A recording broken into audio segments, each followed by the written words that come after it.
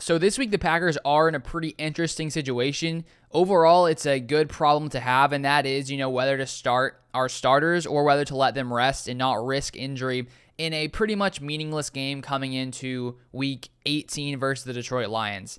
And so Matt LaFleur has talked about it this week, and his plan is to play the starters.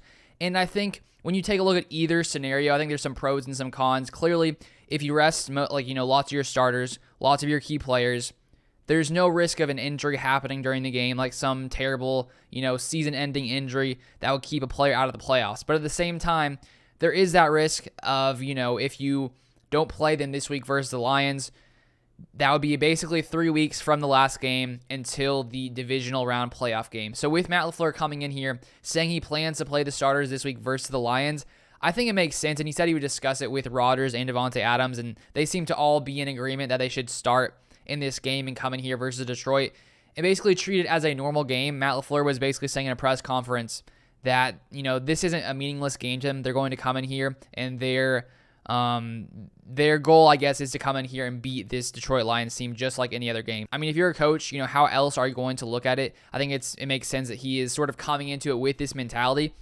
And if we sort of take a look back in history, about 10 or so years ago, the Packers were in a similar situation. A year after winning the Super Bowl, we're sitting at 14-1 coming into the final week of the season. And, back then we had the decision to make. Do we rest our starters or do we continue to allow them to play? In that game, Aaron Rodgers, Randall Cobb, Greg Jennings, James Starks, Clay Matthews, and Brian Bulaga, all crucial pieces of the Packers team, were inactive and didn't play just because they already had everything secured. And, the Packers didn't want to, risk injury of those guys. And that was a crazy game where Matt Flynn comes in, throws for 480 yards, 6 touchdowns, and, basically leads to him getting that contract over there in Seattle. So the Packers still finished with a 15-1 record, but then coming into the first playoff game, of course, the Packers have a bye. They come in there and they lose to the New York Giants 37-20. Eli Manning threw for over 300 yards, 3 touchdowns, 114.5 rating. Aaron Rodgers didn't look very good in that game. Threw for 264 yards, 2 touchdowns, 1 interception, and a 78.5 rating. So you could look at that situation and say, okay, if the Packers starters, all of them would have played in that game, in the final game of the season, and not, allowed Matt Flynn to play, maybe the Packers are a little less rusty. Maybe they go into face-off against the Giants, and they maybe win that game.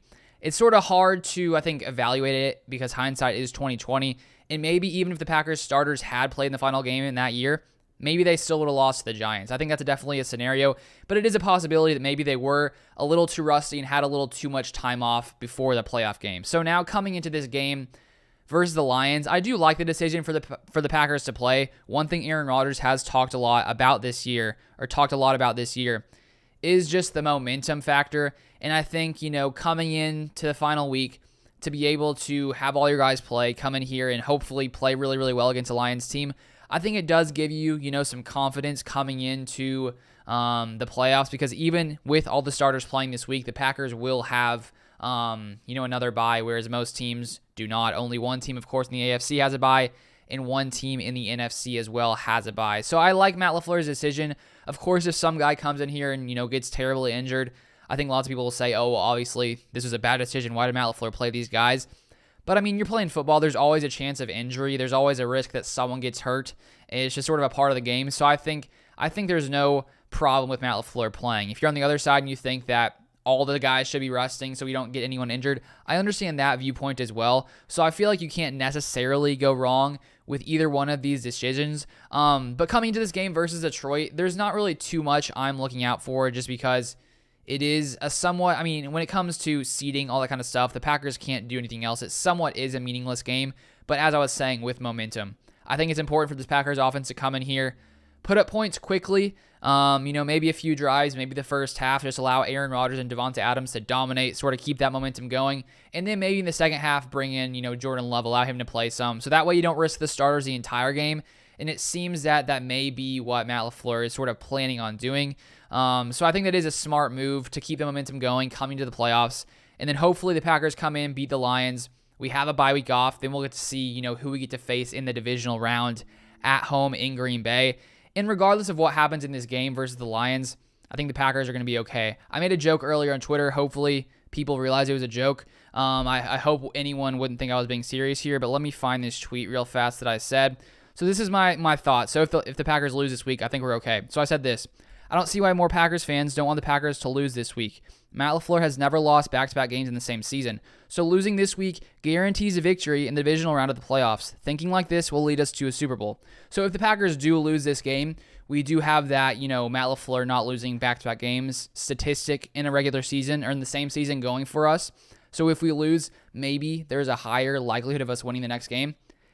I mean, that's sort of a joke, but at the same time, if the Packers lose this game, I'm not too worried. Clearly, I don't want the Packers to come in here and lose to a not very good Lions team. The Lions have had, I think, lots of close games, and they've got some fight in them. And they probably want to come in here and, beat the Packers before they head into the playoffs just because, you probably want to do that if you're a Lion, regardless of how good the Packers have been, how good the Lions are. But this definitely is, a nice situation to be in, a nice problem to have, having to decide whether to start your starters or not start your starters.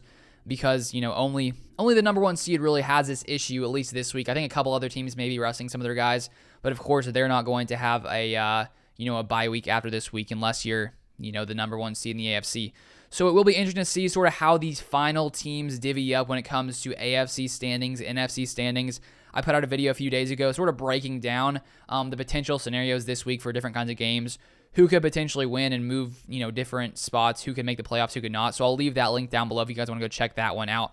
I honestly probably need to watch it again because there's so many different kinds of scenarios that can happen that sort of factor into a team making the playoffs, not making the playoffs. I know the Saints and the 49ers, I'm pretty sure, are two teams that, depending on their games, will factor into whether or not they make the playoffs. In the AFC, I think the Steelers, the Ravens, I can't remember the rest. I need to go back and watch my own video to remind myself of all the research I did a few days ago because I can't remember all of it. But those are sort of all the thoughts that I have right now. If you guys haven't subscribed, I put out Packers content daily. So if you want to see more of this, kind of content, feel free to subscribe down below. If you guys haven't followed me on Twitter, my Twitter is Luke_Beller. It will be linked in the description down below. I occasionally put out Packers thoughts on there. Not all the time, just occasionally. So if you occasionally want to see some Packers thoughts not put onto my YouTube channel, feel free to follow me over there and at Instagram, LukeBeller3. But thank you guys so much for watching. I really do appreciate it.